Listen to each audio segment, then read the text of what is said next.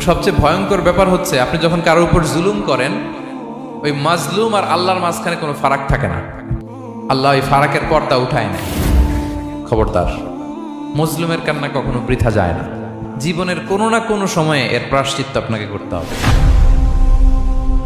জীবনের কোনো না কোনো সময়ে এর প্রায়শ্চিত্ত করে আপনাকে মরতে হবে।